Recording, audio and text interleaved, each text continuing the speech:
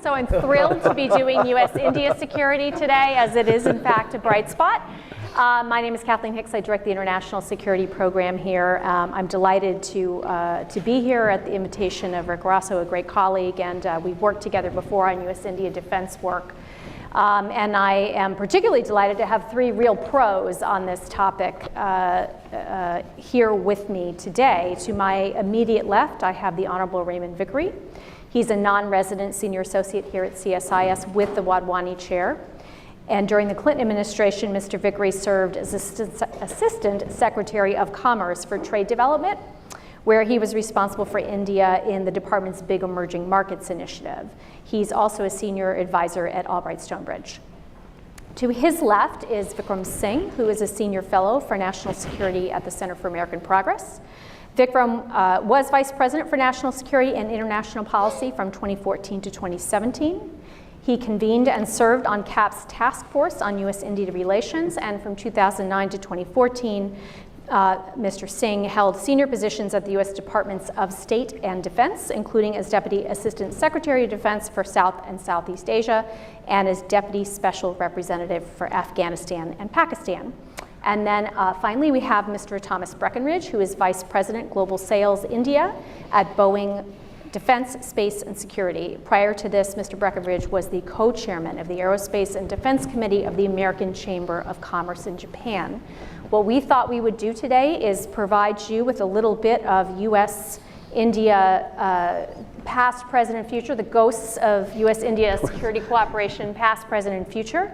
I recall being in the Clinton administration in 1998 as a civil servant.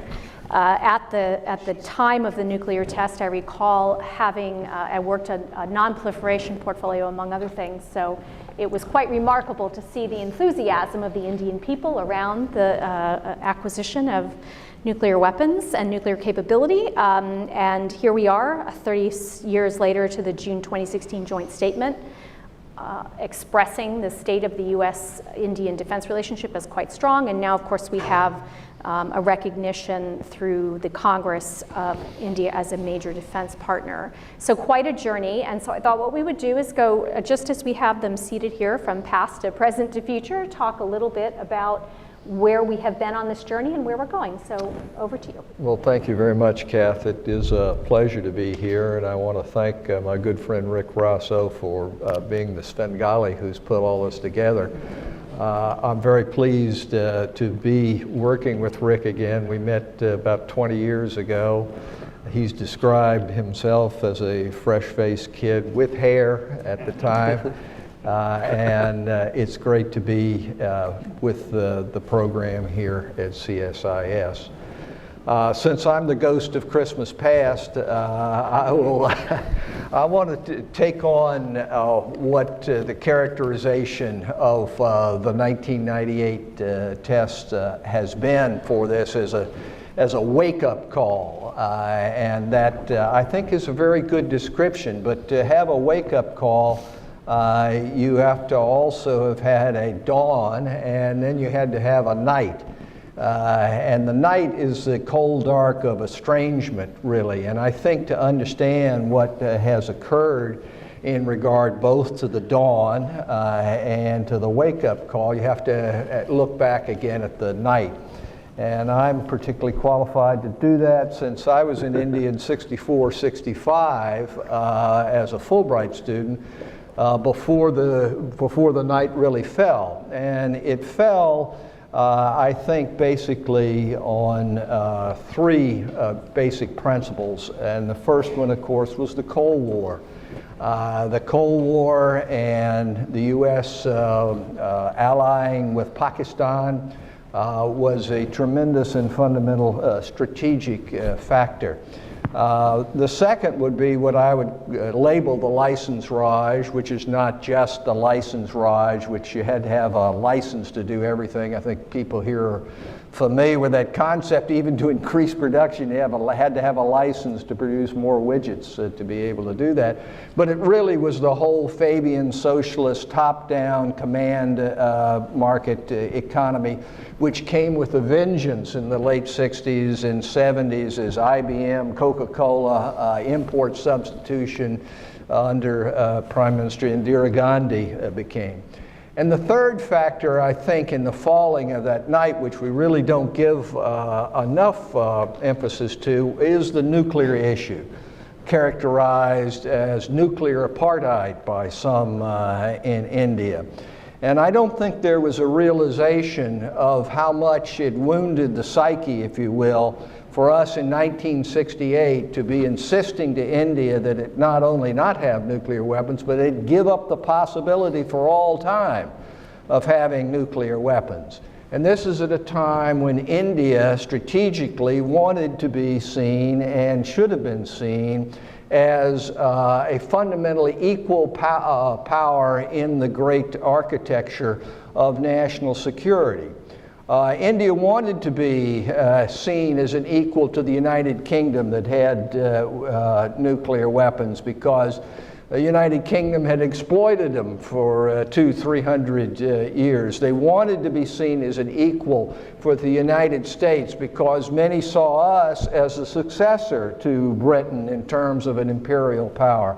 And most of all, they wanted to be, and this was most galling, wanted to be seen as equal to China. China had invaded India in 1962, and if you said in 68 you can't be equal with China, then that really hurt.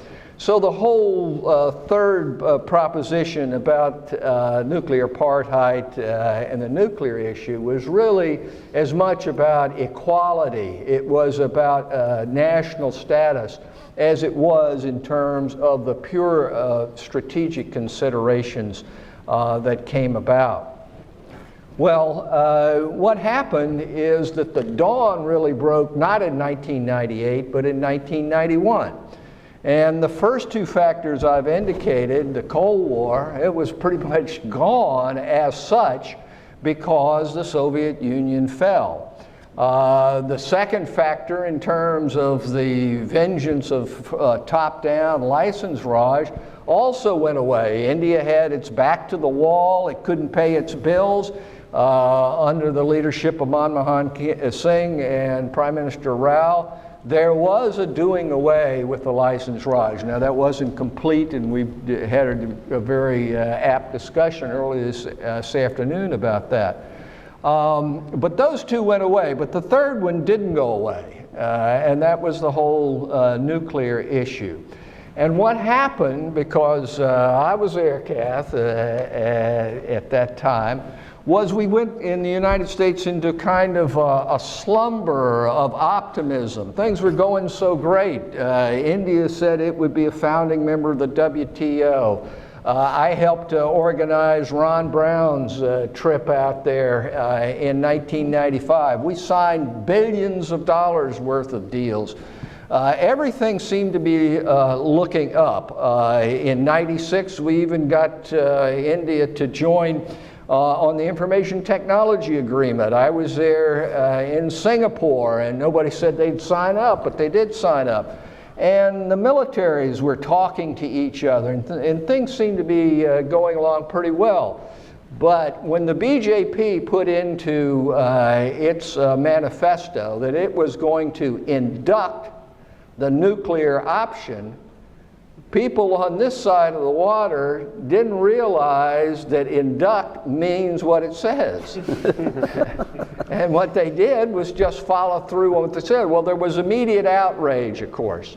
And perhaps even worse, there had been in 1984, under the leadership of Senator John Glenn from Ohio, the Glenn Amendment to the Export Control Act, which put in a wide range of sanctions for testing.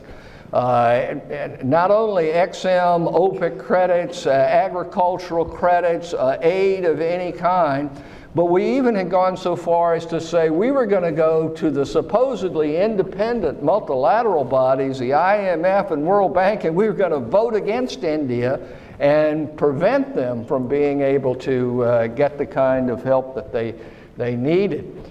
And so the people who we had to awaken from this slumber of optimism. And I must say that Rick has asked me to look at the part that I know best at that point, because at that time I was, horror upon horror, a lobbyist. I was a lobbyist with the U.S.-India Business Council. And what we found out was that at first the Congress was completely taken aback and backed the sanctions. The head of the Senate Foreign Relations Committee, Jesse Helm, and I want to read this quote so I get it exactly right. He burst into a meeting of the Subcommittee on Near Eastern and South Asian Affairs. This is May the 13th, 1998, when the second round of tests went off, and said, quote, "The Indian government has not shot itself in the foot. Most likely it shot itself in the head."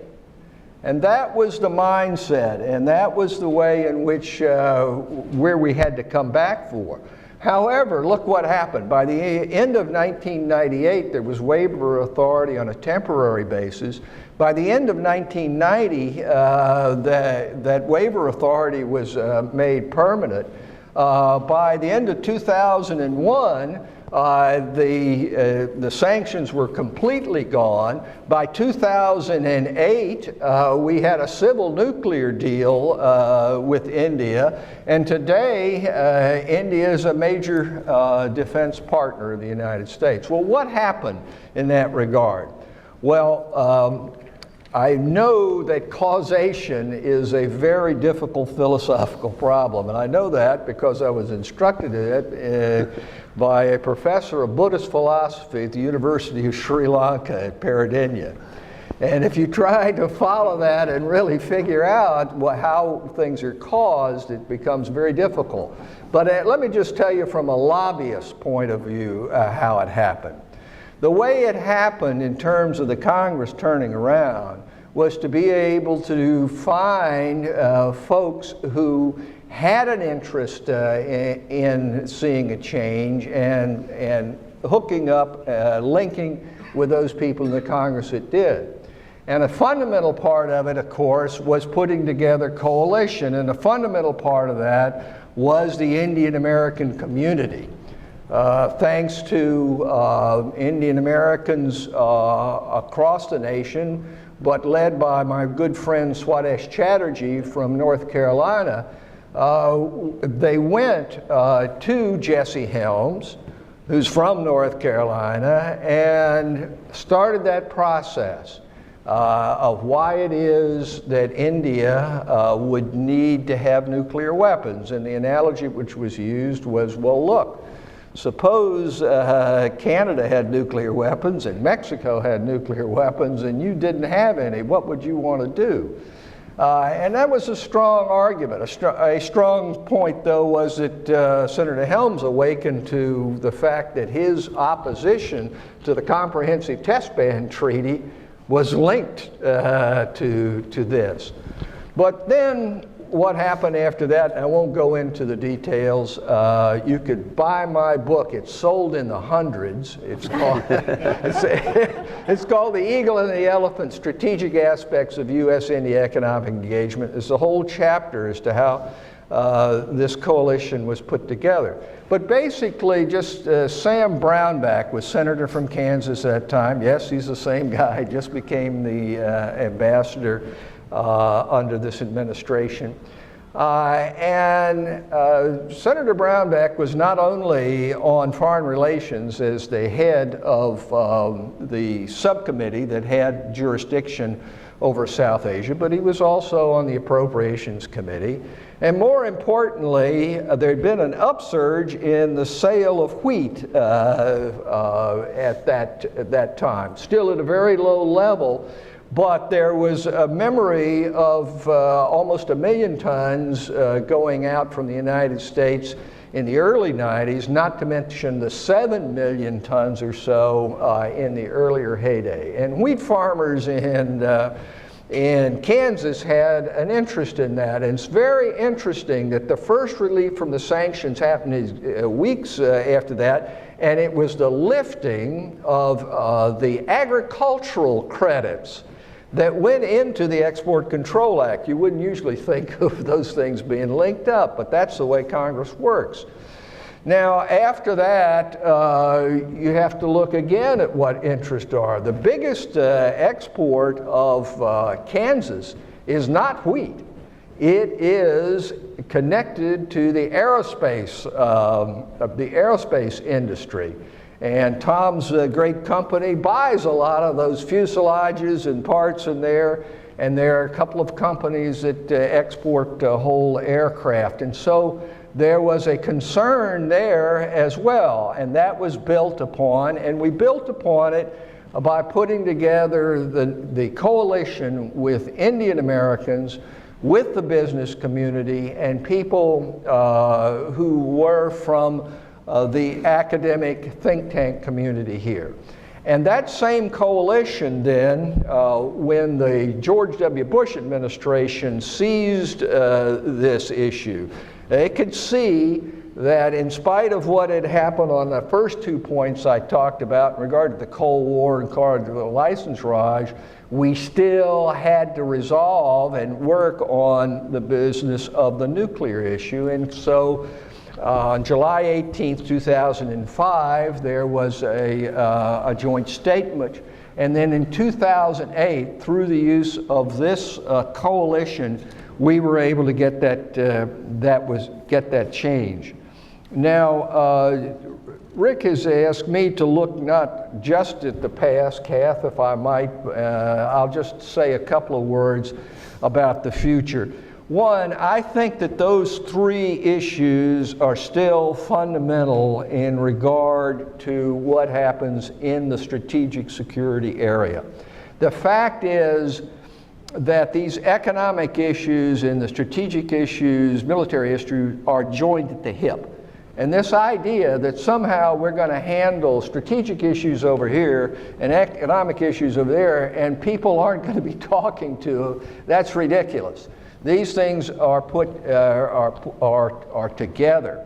Now, in regard, the Cold War is not coming back, but we are getting into a Cold War mentality strategically, or we could get into it because of the business about sanctions in regard to Russia, and now exacerbated by the business of what happens on, guess what, the nuclear issue in regard to Iran.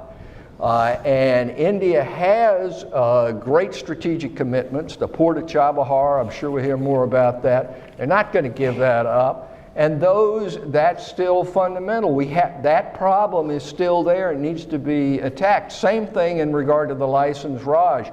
We're never going to go back to that, but you've heard from the economic panel, we have an upsurge in regard to protectionism, import substitution, and the terrible thing is it's not on just one side this time around, it's on both sides.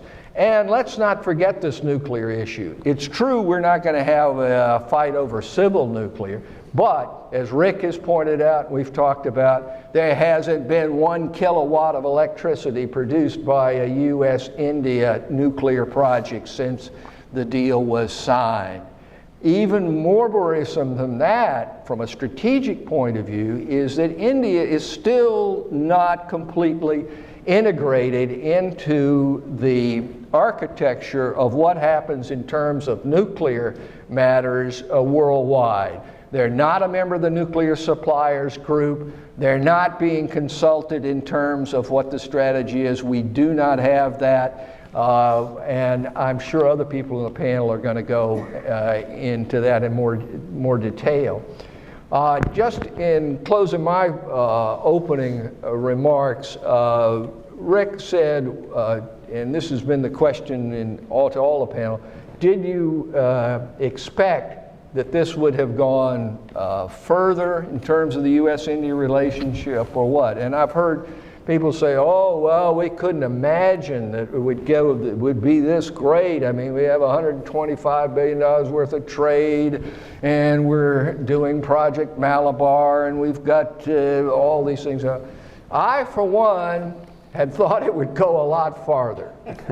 I did not think that this far along the road, we'd still be treating India as a second-class citizen for purposes of arms export control, I didn't believe that we would still have people on both sides running from the designation of the U.S. and India as allies.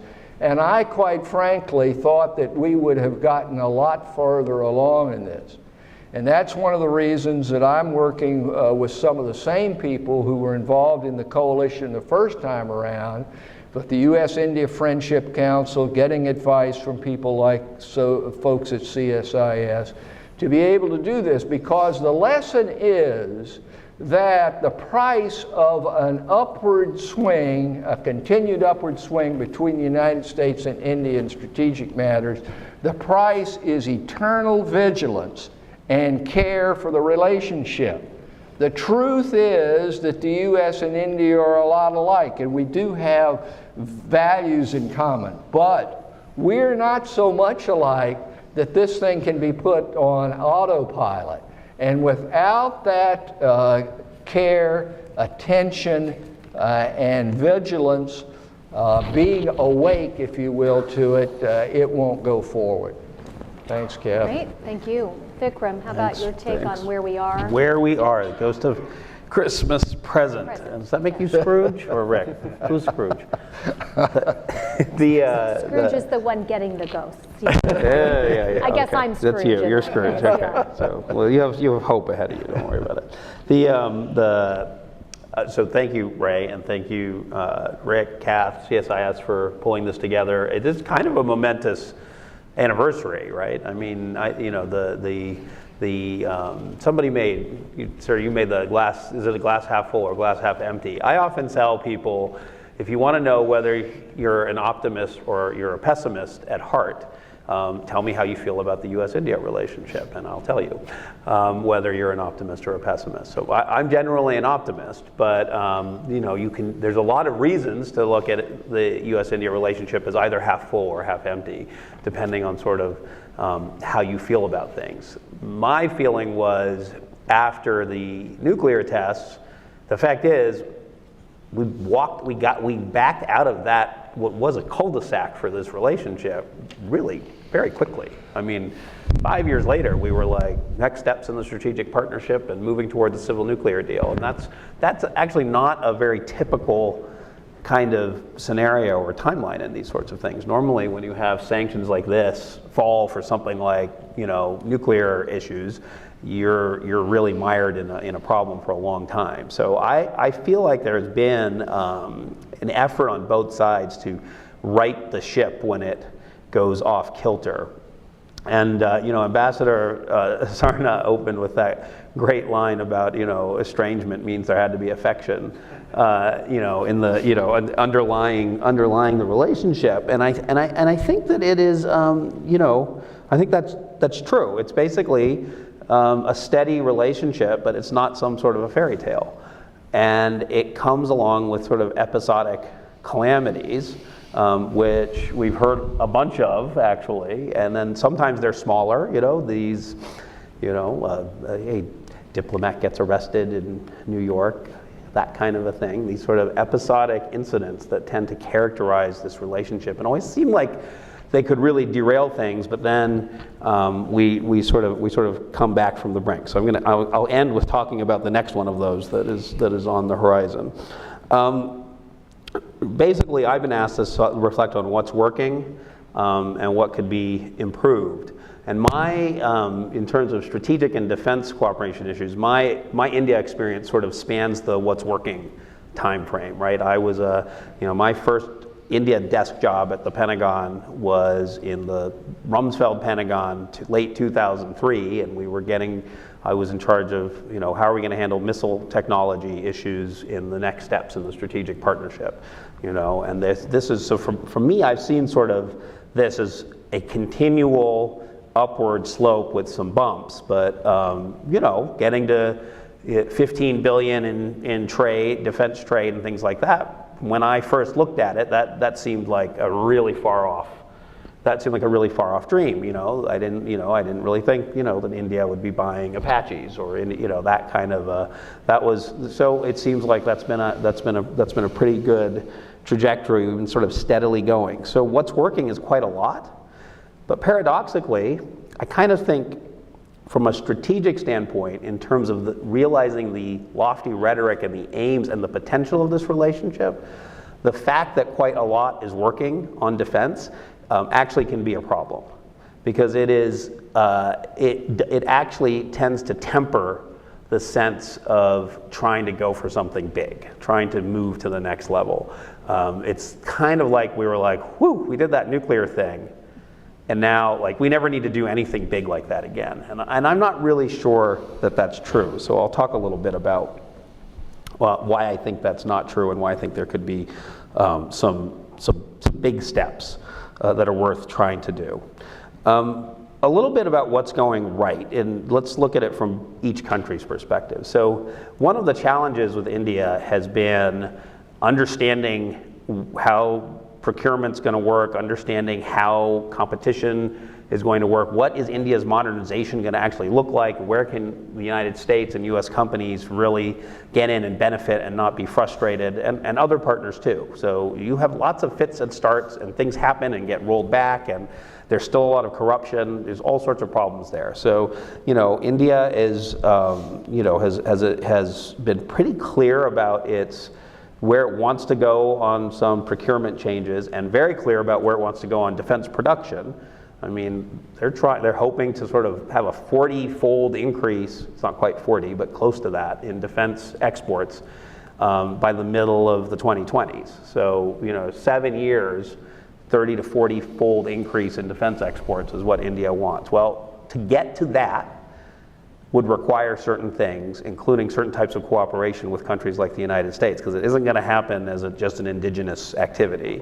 And that gives some indicators of areas of opportunity for US companies and for the United States in terms of overall defense cooperation.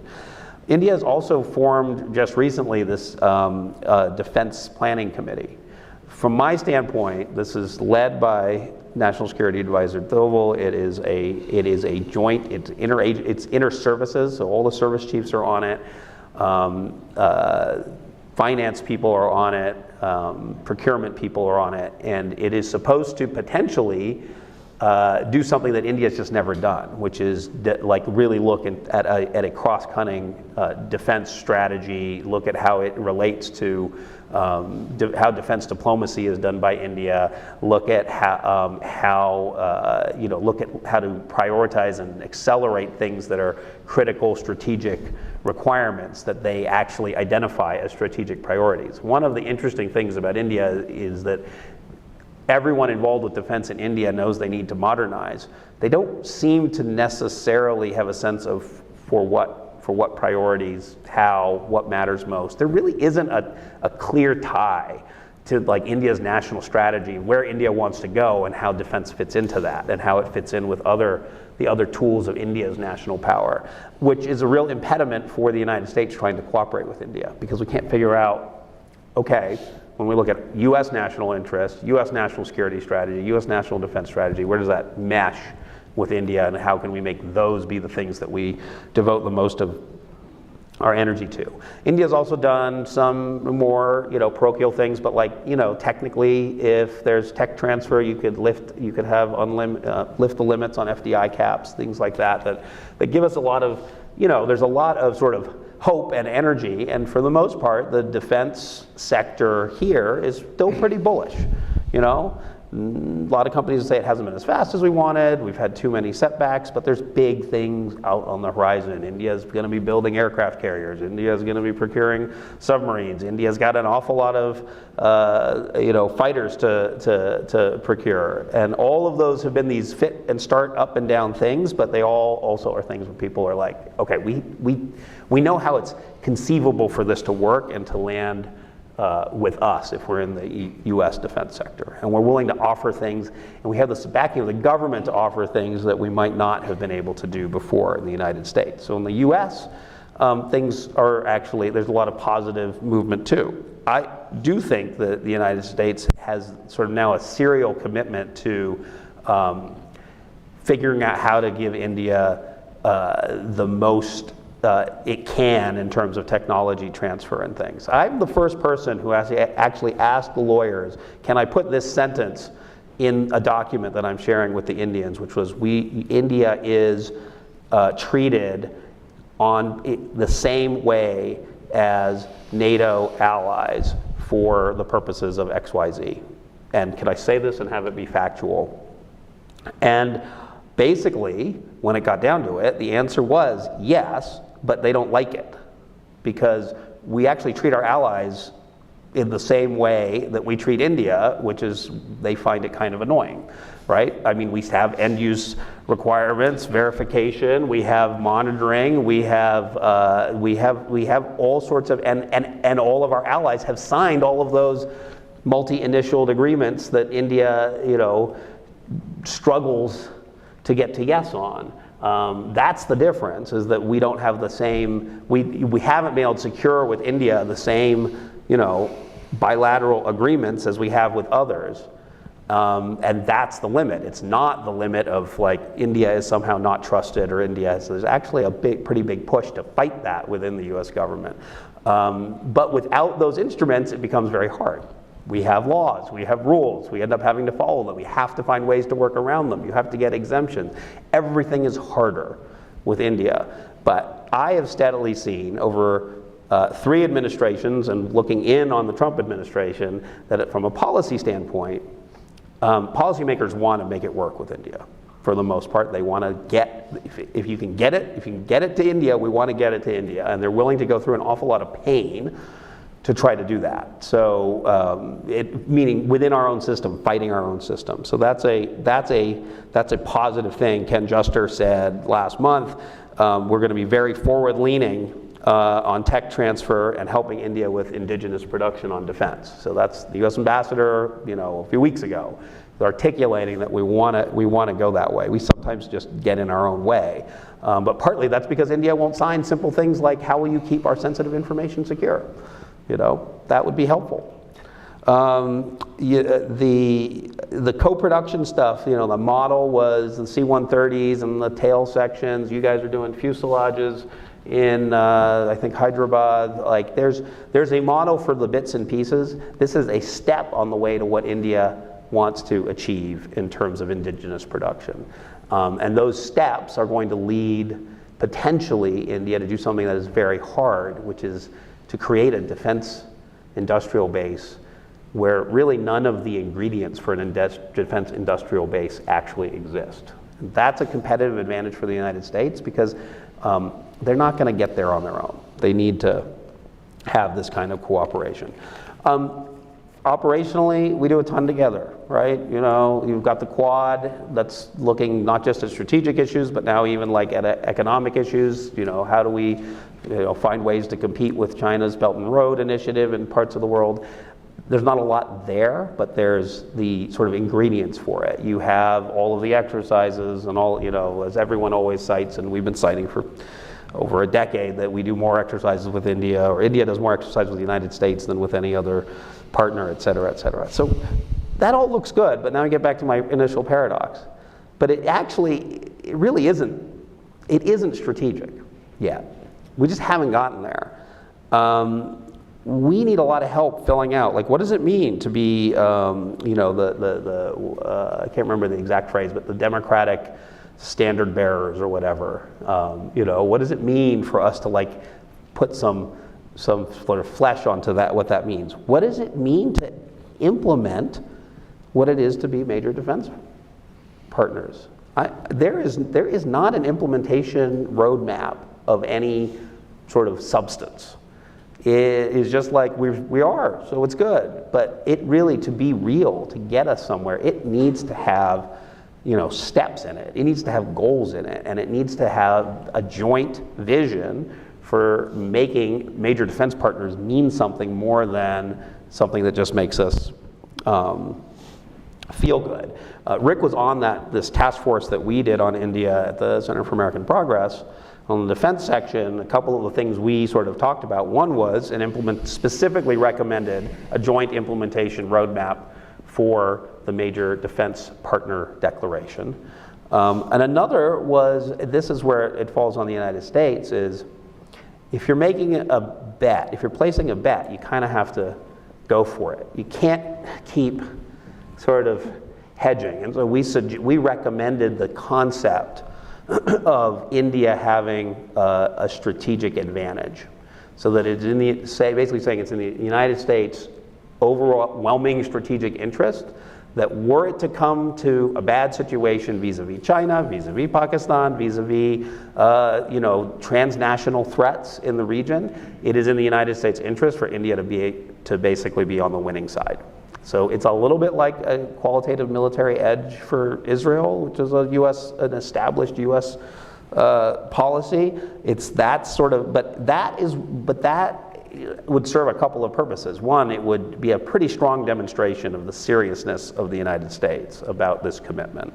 And two, it makes clear that you're picking something, right? And of course it would infuriate neighbors and worry, but that is in some cases a real limiting factor. Nobody thinks that we're indifferent to how Japan or the United Kingdom fares in a problem, right? Nobody wonders. And Indians especially still wonder where we'd actually be if India faced a crisis. That bet means you're betting that the Indians will behave responsibly most of the time and will behave in accordance with U.S. interests most of the time. But I think it's worth taking. The Ambassador Sarna also said that during the Cold War our interests diverged, and I think that was true. And post Cold War, a lot of those divergences went away, and I would say now U.S. and Indian strategic interests overwhelmingly converge. We want the same thing in Myanmar. We want Pakistan to not support terrorists. We want Iran to not be a nuclear power. But in all of those cases, actually, that I just mentioned, so Myanmar, Iran, Pakistan, our approach has been basically the opposite, even though we share the same end goal. So major defense partners should be able to figure out, okay, even if we disagree on the how, we agree on the what, and we're going to figure out what we can do together. And for example, in the previous round of Iran sanctions, India made a concerted effort to, for example, reduce its oil procurement from Iran. And the United States made a concerted effort to apply pressure, but not to apply pressure to a breaking point and to say, help us do this. We had the benefit of UN Security Council resolutions, we had the benefit of an actual P5+1 process, we had the benefit of the world being on our side, and that becomes a lot harder if you don't have that, as is the case now, as Ray was just talking about. Potentially, secondary sanctions could become an issue on Iran. So really quickly, I mentioned the aircraft carriers, the fighters, space, unmanned systems, technology, not just sharing and transfer, but technology cooperation, something Ambassador Wisner talked about. These are all areas that are profoundly underinvested in both countries in terms of creative, ambitious thinking about what the two countries could do together. And then the last I would mention is ballistic missile defense, which goes all the way back more than a decade to being something that we prioritize as an area in which we are going to cooperate. And here we are with the Indians about to procure the S-400 and find ourselves in a sanctions crisis, the likes of which we really haven't seen in 20 years, because there is no waiver in the CAATSA sanctions legislation. My feeling is, folks on the Hill, Republican, this is, what else has been done, practically, 500 to zip. I think only 5 members of Congress voted against these sanctions. My feeling is they think, hey, the administration's job is to get the Indians and any other partners to comply with these sanctions. I don't think they necessarily think it's their job to grant special waiver authority. So I think this is going to move in a pretty difficult direction pretty quickly, because we're going to be doing a lot of dancing here to not sanction India, but we will be in violation of US law if we're not sanctioning India when they buy this S-400 system. Why has India not been offered Patriot, THAAD, whatever? Is there a strategy for communicating to the Indians what this future looks like after this step is taken? Because this is what reveals that we're not living up to the major defense partner vision. If you're major defense partners, there's clarity around things like this. The administration can't help. I mean, that was a very veto-proof bill that this administration pretty reluctantly signed, not because they were worried about hurting India, probably because they were worried about hurting Russia. But you know, be that as it may, this is a real issue. So Iran and Russia sanctions are going to start having secondary effects on friends and frenemies and others all around the world, and I don't see right now a plan for dealing with that. And I don't see it with India, and that's sort of our next episodic calamity in waiting. And so basically, and you're the optimist. my take is everything is good, but there's a real lack of strategic focus on making it as good as it should be. Thanks. I think that tees you up well, Tom, for the future. And also, to state the obvious, you're coming from an industry perspective, so maybe you can also infuse your remarks with Sure. that perspective as well. Yeah, sure. I was trying to remember lines that the Ghosts of Christmas Future said, and I don't remember if he said ditto ever during the film, but I hope he did, because that's what I agree almost with everything that both of you said. And first, thank you to Rick for the invitation and to CSIS. It's a true honor to be up here with you all, real experts. But I would like to just give a little bit of an industry perspective on some of the issues that both Ray and Vikram that you outlined. You know, for us as Boeing, and I think for the defense industry, and this has really been talked about already, but the last 10 years have really been pretty phenomenal. I mean, if you look at Boeing's history in India, the company has a presence and relationships that date back to the 40s. But that was primarily driven from our commercial business, our commercial airplanes. Defense was really non-existent until about 10 years ago. And from then, it's really blossomed into one of our most important, one of our fastest growing markets.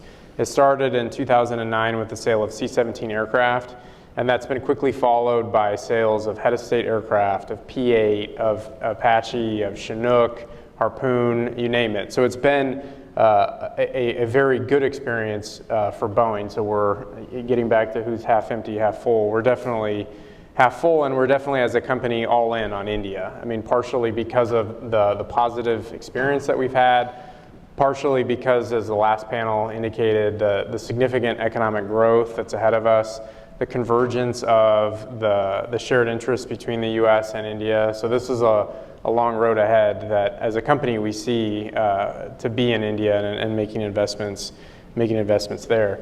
And I think Ambassador Wisner actually mentioned the figure of $16 billion in defense trade between the US and India over the last 10 years or so. And quite remarkably, about 75% of that is made up of Boeing business. So again, that's sort of an incredible figure, I know, but it just reflects and highlights the tremendous possibility that I think exists in terms of doing business with India, and then again, our company's positive experience there. And I think, you know, this success, obviously as a company and as an industry, it's really driven to a large degree by the success and the evolution of the relationship at the bilateral level. So as Vikram and Ray already described, there's been a number of things that have happened over that 10-year period that have really enabled industry underneath the bilateral level to engage in these agreements and to really make the headway that we have. You know, at Boeing, we like to say a win abroad is a win at home. And so for us, beyond the sales that these platforms represent, it also represents for the US a significant job number. It's actually about 64,000 jobs have been either created or sustained as a direct result of those programs and those sales that I already mentioned. But looking ahead, our figure, and based on the projections, if tied to the sales campaigns that we have underway now, it's about double that. So this is a very significant opportunity for us as a company, but also for us as a country economically. The jobs that Boeing obviously, the Boeing jobs and jobs with our supplier partners in the US are excellent, high-paying jobs. These are highly skilled jobs. These are jobs that are coveted all around the world. So that's something that comes along with this success story. But it's important to point out that this for us, India for us, this isn't just a sales market. this is, to a large degree, this is part of how we see the future. And definitely it being one of the fastest growing economies in the world, we look at that for potential both on the growth side and the productivity side. So tapping the enormous talent that's in India and bringing that into our global enterprise to be more competitive, not just in India, but in the US and globally, so that we continue to grow in the US, we continue to grow in India, is all part of the plan and part of the story for us. And just to give you some specifics, we now have over 1,200 people in India, Boeing employees in India. We've just recently opened an engineering and technology center in Bangalore that employs hundreds of people. It's an amazing place. It has an atmosphere of a startup. It's a truly inspiring place for people to visit, including myself. So the potential there, it's not just sales. It's also tapping this enormous potential that exists in the labor market. So that's a little bit of kind of where we've been and where we are from an industry perspective and from a company perspective. But I think the most important thing, as both these gentlemen outlined, is the question of where do we go from here?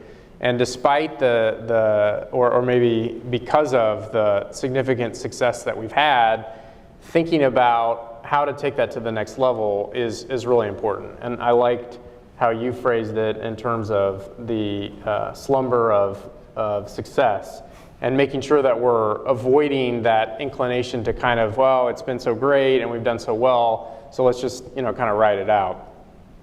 For us, and I think both Ray and Vikram mentioned this, but for us on the horizon, from a sales perspective, the biggest opportunity is the fighter deal or deals. And I think Ambassador Wisner mentioned those also, other panelists have as well. And for us, those are the largest, and not just for us, probably for everybody, those are the largest sales opportunities on the horizon in India. At the Indian Navy, they released a request for information last year for 57 aircraft. The Indian Air Force last month released a request for information for some 110. So taken together and even independently, that scale is of really a historic proportion. I mean, these are very significant quantities, and the sales opportunity that's associated with them is also historic. So for us, and I think as many people are, I mean, that being a very significant opportunity on the horizon, we are pursuing this in a way that you would expect and in a way that it deserves. At Def Expo, which is a defense exhibition that takes place every other year in India, it was in Chennai this year, we made an announcement, a major announcement, that we're partnered with HAL, who of course is the public entity in India that's recently had an IPO, and with Mahindra. And that's sort of our plan to address some of these requirements that we've heard about in terms of the desire to have a significant amount of work done in India with partners in a way that is never been performed before. So we're partnered. We like to think that and say that we're partnered with the only company in India that's ever produced a fighter jet, that's HAL. We're also partnered with the only firm in India that's produced a commercial jet, that's Mahindra, and what they've done with the Airvan 8 in Australia. So for us, it's a winning combination, and that's really where we're focused from a fighter perspective in terms of that Make in India requirement that Vikram alluded to earlier. I think in terms of the bigger picture, in terms of the bilateral relationship and from a geopolitical standpoint, this also has the opportunity to be truly transformative. Obviously for us as a company, it's a humongous deal. It's also a big deal for us as a country. And I think using that as an example of something that could really take this relationship to the next level is something that's important to think about. And the reason why I say that has a lot to do with some of the concerns that I think Vikram and Ray already mentioned, that there is some level of concern that are we going to be as competitive as a country as we can be. There have been discussions about the US tech release regime as opposed to, as in relation to what competitors offer. And by competitors, I mean nation states and the fighter OEMs that are associated with those. So that's definitely something that needs to be considered as a country we think about these opportunities in India and how do we make America and the US the most competitive that it can be. And I think Nelson Cunningham, who was here earlier, asked a question about a frame, and I think he was directing the question more on the economic front. And Vikram, you mentioned the importance of priority. That, I think, is also really important, and from an industry perspective, would be something that we'd like to see kind of recommended or at least discussed in more detail is what is the frame, what is the priority for the defense relationship? I think, Vikram, you mentioned several possibilities. They would fit into what, and this is a thought that many people have talked about in town here and even in this room, but a frame of a maritime security relationship. And not to say that other items or equities wouldn't be pursued, but really putting the focus, really putting the priority around maritime. I think Vikram mentioned 6 areas. I think 3 of those were maritime related, or 4. Yeah. The maritime relationship between the 2 countries has really been, in some ways, leading the way for the broader bilateral. And if you look at, I mean, everyone's talked about Malabar, so the exercises that the countries undertake, that's a significant area in maritime. If you think about the defense equipment, things like the F-18 that I mentioned, the P-8, so for our own equipment that's maritime related, but it's not just Boeing equipment. Discussions about the Sea Guardian is maritime. There's a ton of maritime related opportunity from an equipment standpoint, and you mentioned the carriers as well. That's also a maritime, obviously, related opportunity. And even beyond that, thinking about the DTTI and thinking about even of the working groups as part of DTTI, I think 3 of the 6 are maritime related. So there's a number of maritime kind of pockets of activity that are already underway, and indeed, those seem to be the areas where we've made the most progress. Mm-hmm. So in thinking through a priority and a frame for how we take the relationship, really focusing on those areas in the context of a maritime priority, that seems to be a great opportunity to really advance the broader relationship in those areas in specific. So for us, as industry, that's, as we think about the future relationship, we don't need to ask ourselves, are we committed to India? We already know that. We already know we're investing. We already know that it's a wonderful place to do business. It's not without its challenges like any market. But really for us, the question is, okay, so what's the priority? Where should we be focusing? And to the extent that the government and the US more broadly can help point to an area more specifically, I think that brings benefit not only to us as a company, but certainly to the industry more broadly. These were incredibly thoughtful comments from all of you, and I'll just try to pull a few strings before turning it over to the audience. I'll begin where this ended in Tom's comments and maybe start with Vikram. The maritime focus, which I think is right in terms of it being a clear inference, if not actually stated as a priority. There are a number of reasons why India would want to focus on the maritime. One of those is China. Could one come to a view that the US and India can have a sustained strategic agreement intellectually on how to think about China in order to sustain that defense relationship as it relates to the maritime?